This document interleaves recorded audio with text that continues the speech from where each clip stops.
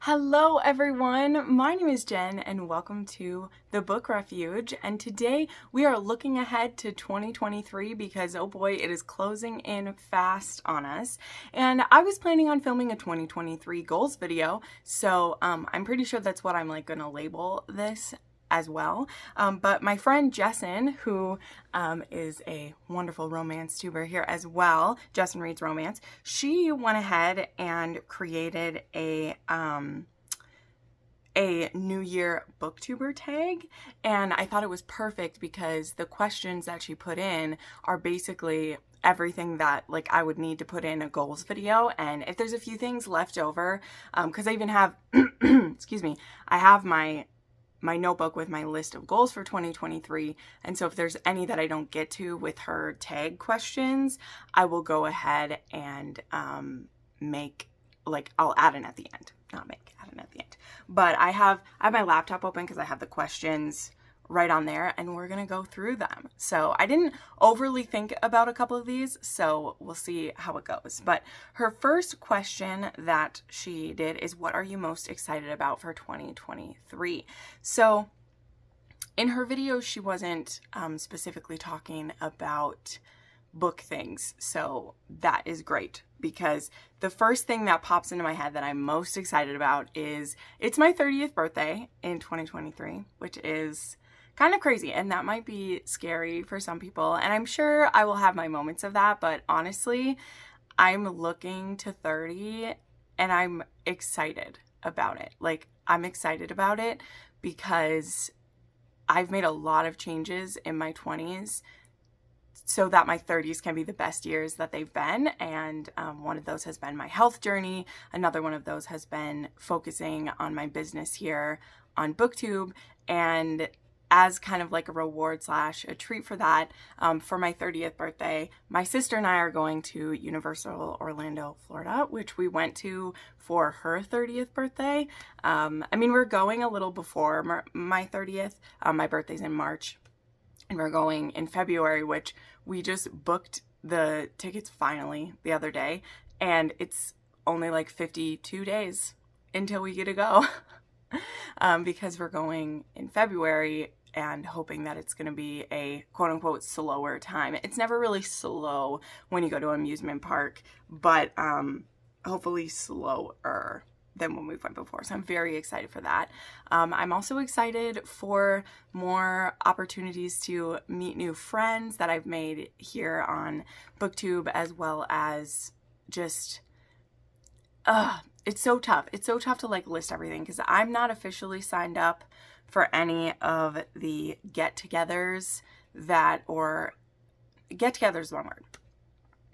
I'm not officially signed up for any book signings in 2023 yet. I tried to get tickets to Book Bonanza for me and Jessen, and we just weren't quick enough. We weren't the lucky chosen ones. We ended up on the very, very long wait list for that. But I would like to go back to Wanderlust again, but that's not one that I need to sign up for super early. The tickets are usually available for quite a while. And there are going to be some new authors going to that I want to see, and I had so much fun with that one.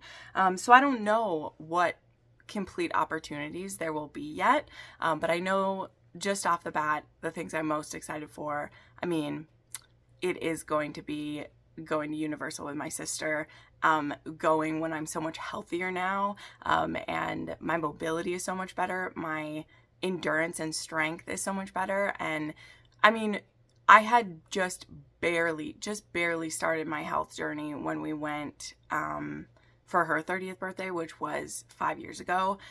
When I was 25 was when I made that goal. So anyway, I'm not trying to turn it into that, but that is something I'm most looking forward to because I've put in a lot of work and sweat and tears and things to be able to do this, and going on this trip was just a really big goal to be able to go and this time just kick ass and not almost die, even though even healthy people can almost die when they are walking 20 miles a day around an amusement park. Okay, do you have a Goodreads challenge goal, and what is the number? And why that number? she's asking the good question, why that number? So I've done the same goal. This will be the 3rd year that I'm doing the same goal. I choose 365, which I have been able to easily hit the last 2 years. Well, it'll be 3 years in a row that I've hit it, but the year that I first hit it in 2020, right, I had a goal of 100. Like, my goal was just always like, just hit 100. And I read 600 books that year. And then in 2021, where we were, you know, mostly all, like, the entire month or the entire year was me really, really digging in. I read over 700. And this year, it's looking that I'll hit almost 600, but a little less. And I just like choosing the number 365 because, I mean, on average, I read about 2 books a day, but I just like the idea of like a book a day keeps reality away. I know that's maybe not the healthiest mental choice, but that's what I choose to look at it as. So yeah, I've had it as 365 the last 2 years, and I will this upcoming year as well. Because it still feels like a very like satisfying thing to hit, but also like a Goodreads goal. I don't like, that's not a goal I'm like trying to hit because I think it, you know, makes me an accomplished reader or anything. It's just kind of more of like a tracking statement. I don't know. Because I'm never even like trying to read more than I did the year before, right? I feel like the Goodreads goals like that are really for if, you know, you're really trying to push yourself to something new. And for me, I'm not really trying to push to read more. I'm always just looking for the next best book, you know? That's what I'm always looking for.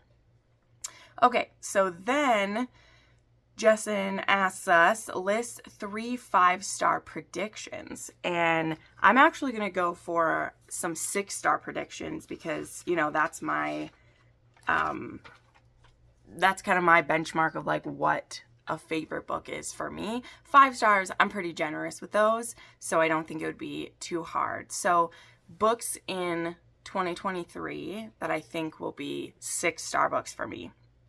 Well, I hate to be a parrot to a lot of people, but I have a real good feeling about Powerless by Elsie Silver. Again, I know most people are saying that with that one, but I have a really good feeling that it will be. I also made a video that is all my anticipated releases of the first 3 months of the year, so you can watch that video now if you wanted. Okay, also looking at this list of books coming. So let me see. I don't just want to pick the same ones as everyone else might,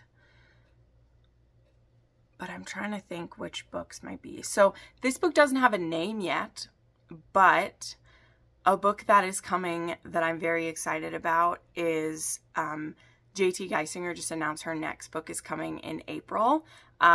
She told us what the series was going to be called, and I don't know anything about it, but I'm just basing off of the last 5 books I've read by her. The Pen Pal was not a 6-star book. It was a 5-star book for me. I very much liked it, but all 4 books in the Queens and Monsters series were 6-star books for me. Like, no joke, the entire series was. And she's going to be doing another 4-book series. And now that she'll be going back to like her normal formula, not writing Pen Pal, which was very divisive in a lot of ways, and I absolutely understand why it was. Like, I'm definitely not saying otherwise. That book, I had a good time, but I understand why it didn't work for people for sure. But her going back to her normal formula of whatever this series will be, I think has a chance of being a 6-star book for me, so I'll say that. Oh, I also see this book isn't on my anticipated reads yet because I only did January through March. But in May, Grim and Barrett is coming. And I think that could be a 6-star book for me. Clara and Henry is coming. And Always Practice Safe Hex and Resting Witch Face were both 6-star reads for me. And in my opinion, Juliet has only been better and better. And she is going to like put everything into Grim and Barrett, and I just have a good feeling. So there we go. Those are 3 books that I think could be 6-star reads for me. But we'll just say just like 2 others I think could be 5-star books for me that I'm excited for when they happen. I'm pretty intrigued by Maniac by Onley James. I've been really anticipating that one. And I also think that Settled Scores by Adelaide Forrest, whenever that book is able to come out, that's going to be wrapping up her Benetti, I can't even remember how to say it, her Crime Syndicate series. I really loved those books, and I'm sorry they keep getting postponed, but life happens. I think I could also like those. Okay. What genre, subgenre, or trope do you want to read more of? That is a great question. I'm going to do one of each. Because I think that's great. So what genre do I want to read more of? This might be strange, but what do I want to read more of? I actually have to think for a second. I would actually be interested in reading some more, like either true crime, so some nonfiction. I know that's weird, but I absolutely love podcasts and YouTube channels that are about true crime, and I wouldn't be mad about reading a few more of those. So maybe I would pick that for a different genre, just completely different. Because when I read true crime, then it very much makes me appreciate romance. So I'm not saying I would read 1 a month or even make a goal of that, but I would read 1 or 2. You know, like I read Paul Hull's book, his like memoir / like autobiography, and that was a very pleasant read. So like I would do more of those. A subgenre of romance, let's say.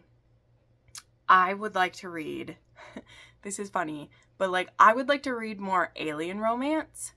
Like one that like I'm planning to read very soon. In fact, I think it's going to end up getting picked for my patrons. Like I love Zoe Draven's books, and I love Tiffany Roberts. Like they have, I didn't even put that on in my list because I don't think it's coming out for quite a while, but like they have more of the Vrix books coming. So more books like Ensnared, but like I definitely read those, but I would read more. Like I would love to read more alien romance. And not just like more on the monster side where it's like our world, like I would like to read more. Like I want to read Choosing Theo. I want to read more of Tiffany Roberts' Backlist. Like they have an alien series that I've only read 1. Well, they have 2 series and I've read like 1 in each. And I want to read more of those. So yeah, strangely like a subgenre, I want to read more alien romance. And then which trope do you want to read more? So I actually made a trope challenge for myself, which I'm probably going to talk about more when we get like to the end of this. So let me just look at the tropes. What's a trope I'd like to read more of?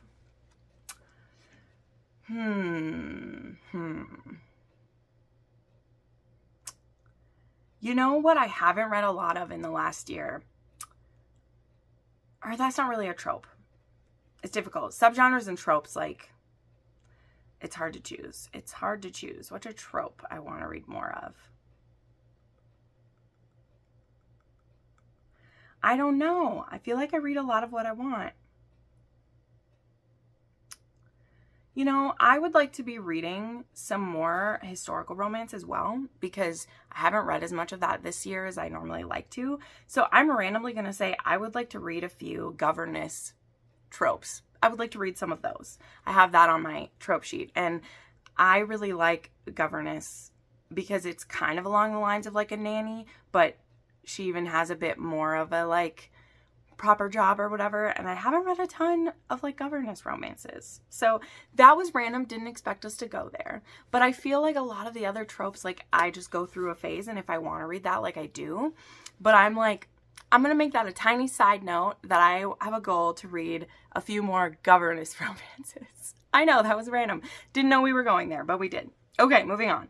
What trope do you think will be the most popular in 2023? That is tough.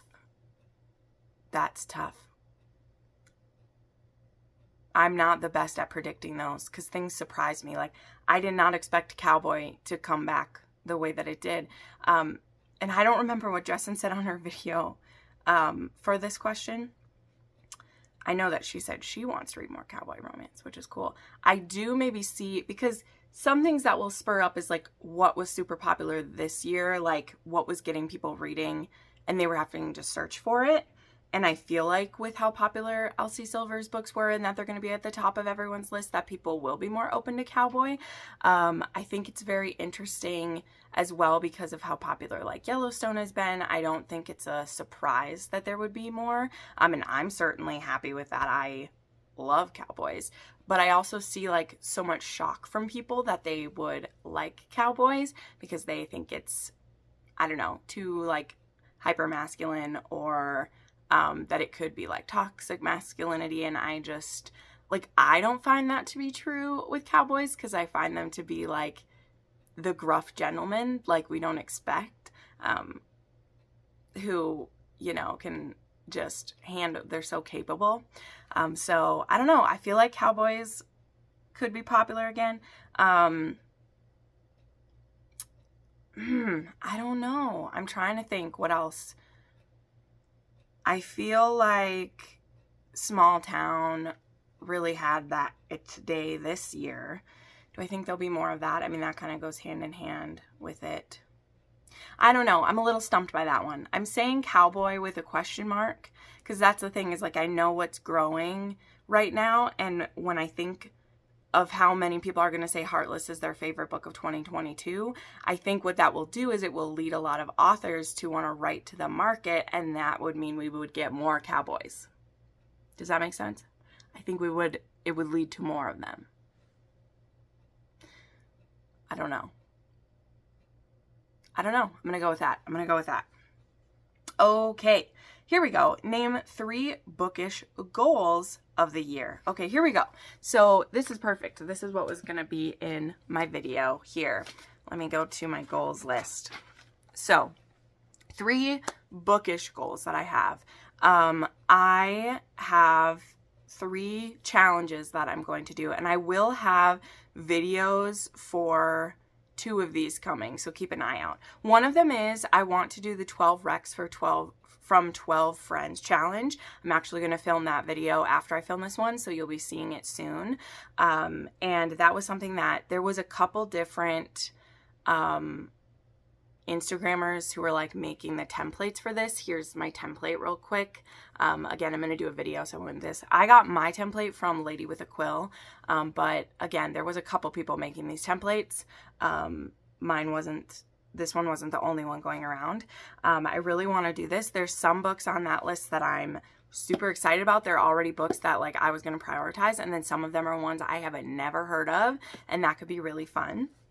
The other challenge is one that I just made for myself. I made this challenge. This one I will share with you guys because I'm not going to do a separate video on it, but I've talked about her pretty often. Bree from In Love and Words has an Etsy shop, and she makes a lot of like stickers for your reading planner or reading journal, as well as some like nerdy stickers and things that she has. And these one stickers she has are these trope stickers, and I love them. I use them in my reading journal, like when I have my favorites or when I annotate books for my patrons. Like I love using her stickers. But one thing, like I have bought a sheet of every one that she does because I'm obsessed. I will remember to link her down below. But I was looking at her sheets and I realized that there were some of the tropes that I haven't used, or it's been years since I've read a book that fit into that trope. And I also have a thing that is a book rec form for viewers. And like a lot of you who have watched many videos, you know about this. It's always in my description. And I have, over the past almost 2 years, I have gotten over 700 recommendations put into that form. I've read about 200 of those. I mean, it takes time. But what I want to do is I made this in my planner, which I'll show it to you here. I made this challenge. This is 36 different squares. I just broke it up in what would look the nicest. If I get through this in a decent amount of time, like I'll make another one. But what I did is I took, some of them are like subgenres and some of them are specific tropes, right? So there's like Second Chance, and then there's also one that just says like, where is it? Like sci-fi romance. So I have both. But what I want to do is I want to pick books that are viewer recommendations that fit a trope.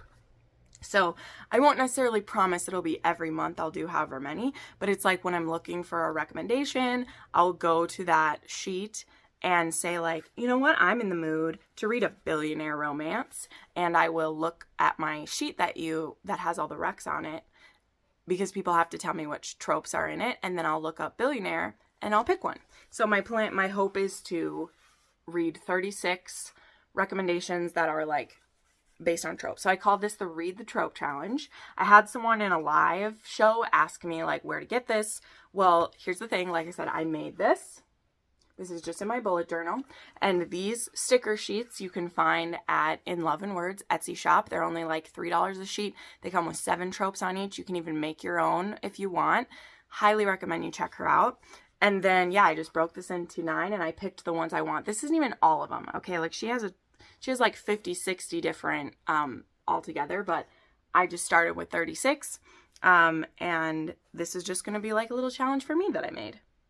And then the final like reading challenge that I want to share, there will be more details about this challenge coming soon, because there's going to be live shows for it and everything. But my friend Jackie from Jackie Kennedy asked me to do this series with her that Amazon didn't create it, but it's 26 authors did a reading collection. So kind of like the Underworld Kings was, like Blurred Lines. You know what it is, when like a bunch of authors get together and they all make a book based on like a theme. Well, this time the only thing is that each author received a letter. And so there are 26 books that the first letter of the book starts A to Z, and we're going to read 2 or 3 books a month for the year, and then have a live chat to talk about it.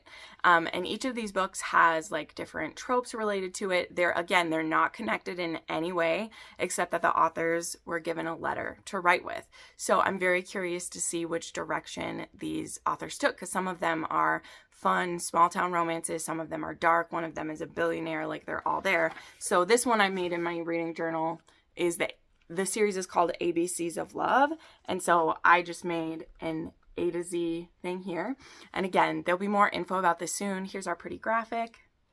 And our first live show will be January 28th. And what's going to be cool about it is that each month we'll announce, the next books we're reading and what tropes they are. And you don't have to be involved the whole year. You don't have to commit to all 26 books with us. You don't even have to read both books each time. Like I said, we're going to announce the 2 books or 3 books that we're doing and what the tropes are, and you can decide if you want to read it. But we just thought this would be a good way to, read a bunch of different tropes and try authors that none of us have heard of. Because in this whole list of 26 authors, there's only 2 authors that I've heard of. Katie Robichaud has a book in here, and Aletha Romig. Those are the only 2 authors that I even know. So yeah, Jackie asked me to do this. We'll hopefully have a few special guests along the way, and I'm looking forward to it. So yeah, those are 3 bookish goals that I have, 3 different book challenges that I have, besides the read 365 books, which we already did. And then she asked, name 3 personal goals for the year. And this one is really great. I'm very excited about these. So my goals are, number 1, to focus on quality content and just put everything that I have into each video that I make, so that I'm proud of what I'm putting out. And even if that means maybe stepping back 1 video a week so that I don't burn out or get as like overwhelmed at different points as I have in 2022. And I think that's going to be very good for me. Also, I want to set a better schedule. So I'm a very organized person when it comes to, like planning content or creating a readathon or having lots of fun spreads in my reading journal, but I don't always like stick with a schedule. And that's become even like harder now that I work from home and I do this full time, and I'm juggling like the Patreon and what Patreon content is and my stuff for YouTube, and now like really trying to get my Instagram grown. And I'm also taking on some extra like, what's the word? Like contract work isn't the right thing because there's not a contract, but, what's it called? I don't know, I'm taking on some like assistant work in the new year, where I'm going to be doing about 20 hours, hopefully, of work for someone a month. I still get to work from home. It's still actually having to do with books and stuff. But I'm going to need to be even more strict with myself about, you know, when I am going to be working for this person and doing content for them, as well as when is it time to film? When is it time to read? When is it time to take time off? Because like yesterday, guys, I got up, I started working at 8:30 and I didn't like chill out to read until 8 at night. And then the book I was reading, you know, I mean, I was reading a book for Patreon, but like I still consider that like chill reading time. So I basically worked like 12 hours yesterday, and I will sometimes do that 4 or 5 days a week. And, you know, again, like when you're a content creator and like, you know, blogger and like reviewer to some extent, like that's going to happen. I don't dislike that. That's what I want to do. But the point being, I want to get better at like making that schedule and sticking to that schedule, because I don't want to become burned out. And I also don't want things to slip up. You know, again, it's one thing if I'm doing this like just for myself, if this is my business, but now if I'm going to be helping someone else with theirs, I need to be more like strict about when things get done and how they get done, so that I can be a good, you know, assistant in that aspect, right? So that's a goal. And then I also want to be better at collabing with other booktubers, romance booktubers. I haven't done that as much as I wanted to this year. That's part of one of the reasons why I wanted to collab with Jackie. I think that's great. And I have really loved doing like the read along. Obviously I loved that, but I see a lot of my friends collabing and I'm like, why don't I ever ask to do that? Why don't I reach out? Because in a lot of aspects, I just want to like foster a great community. And when you're not reaching out, it can make you seem unapproachable. A lot of times for me, it's that I feel like I don't have great ideas for collabs. Like, again, the read-alongs, that's one thing, but like ideas for collabing on certain videos, I feel like I don't always have great ideas for that. And so then I never ask anyone. And then I'm just like, well, Jen, if you want to collab with people, you should ask. So that is, you know, both like a bookish and a personal goal, is like, I want to be more open to that and more like pursuing it and not just passively like waiting for someone to reach out to me. That's not what I want to be. So yeah, that's a goal that I have. But also, if you're watching this and you're ever interested in collabing with me on something, know that I'm open to it and it is a goal for me next year. So please feel free to reach out. And again, I want to be better at doing it too. So there's that. So yeah, those are some personal goals. Also, one other I'm going to squeak in there because this is both business and personal. I want to be better with my finances. I've really kind of just been hanging on by the skin of my teeth for this year. You know, yes, money is tight with how things are playing out with this, but also I am from a poor family and I know how to budget better than I have. And now that I have like an accountant to help me, this accountant who works with small businesses, they really do like to not just be there to help with your taxes, but to help your business grow. Because the way my accountant described it is, she's like, we want to help small businesses grow because like that grows our business too. That's a success to us. So I really want to work with her to be finding ways to be successful like that. So anyway, and then the last question that she has on here is, what do you want to leave behind in 2022? And I got to tell you, I loved one of her answers immediately. I loved that she said, discreet covers, leave it behind. Like, oh my God, I love that so much, but I won't steal hers. Go watch her video. What do I want to leave behind in 2022? People who, and I'm not saying I'm never guilty of this, okay? I want to be self-aware of the times when I do it so that I don't, because I'm very aware when someone does it to me. I want to leave behind when someone is talking about a book that they love that I don't like, you know, looking at all the reasons to like tear it down. Because I am not one who would put that in a comment. By the way, I get those comments all the time. I know people are maybe just looking to engage, but when someone's talking about a book they love so much and is being vulnerable with you like that, because that's a big reason of why it hurts, is like I share my very deep thoughts about books with people all the time.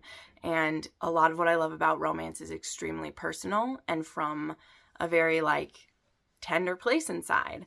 And to have someone say like, well, I just don't really get that. I disagree. I think that hero is abusive and this or whatever. And I know people are, you know, sometimes wanting to engage in conversation, and that's why they would make that comment. But to look at it and be like, I didn't get that out of it. I think that you're wrong. When someone is gushing about a book, I just think is nasty. And I mean, I do want to say it for myself. I would never say that out loud to that person, but I see it get said to me and my friends all the time. Like I see it happen on my friends' videos where someone's like, I just don't understand how you could like that. This hero did this or whatever. This heroine is whatever. And I'm like, go put that in your Goodreads review.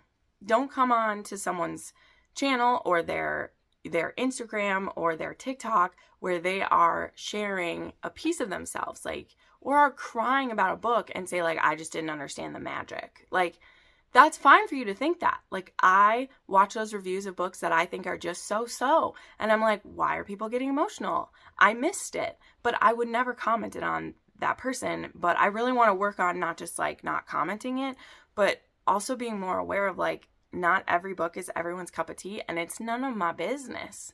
You know, like even the books, when I review them harshly, which I very rarely try to do, I give something 2 stars and I'm like, I think this is gross. I think this is whatever. Like, that's just my experience with the book. I'm not discounting that other people had that. And so I guess my point is I want to be more careful with my language when I do that. It's part of the reason you guys know I don't like to do rant reviews, because I don't want to be that person. Because any book out there can have a 5-star for someone and be a 1-star for me. It happens all the time. But I even think of like when I talked about Roe, I'll call myself out. Like, I was doing my rant review. I put in the disclaimer. I was like, just know, like, I'm going to rant about these books. If you like them, like, I understand, but like, this is the kind of video we're engaging in, is I'm going to do a rant video. And there's people who are being like, oh, I thought it was really good. And I mean, they took it with good humor because they, you know, they understood what my complaints were, but it still like twinges me a little bit because I'm like, I'm sorry that I just ragged on a favorite of yours, because reading is so personal to me and I don't want to do that. So anyway, that last question turned into a whole bunch, but basically what I want to leave behind is judging people's reading tastes and commenting about it. That's what I mean. Because we do know the people that like our tastes don't align with them, you know, like, and I still am friends with them and want to chat with them. And yeah, it's not my business to judge the reading taste. The next time that person recommends a book to me, I'm kind of like, oh, but they really liked that one. And our tastes aren't the same. So it's something that I keep into account, but I don't need to rag on them or make the comment on their review to make them feel less than for thinking that book was 5 stars. So I want to be more careful with my language, but also the thing I want to leave behind, I want other people to do that too, because it's not our business. Like, if we want to get people's opinions on the books, we go to their reviews, we watch whatever. If we don't agree with their opinion, then we take that into account and we're like, okay, I don't agree with their opinion. There you go. So anyway, I'm wrapping this up. I'm going to take some people down below, and thank you, Jessen, for making this video. It worked just perfect for my reading goals and goals for 2023. I'll have her video linked, of course. And yeah, thanks for the New Year Booktuber tag. And make sure you subscribe to my channel. If you're interested in some of the challenges and things I'm going to be doing, make sure you're following along. And I'll see you next time. Bye!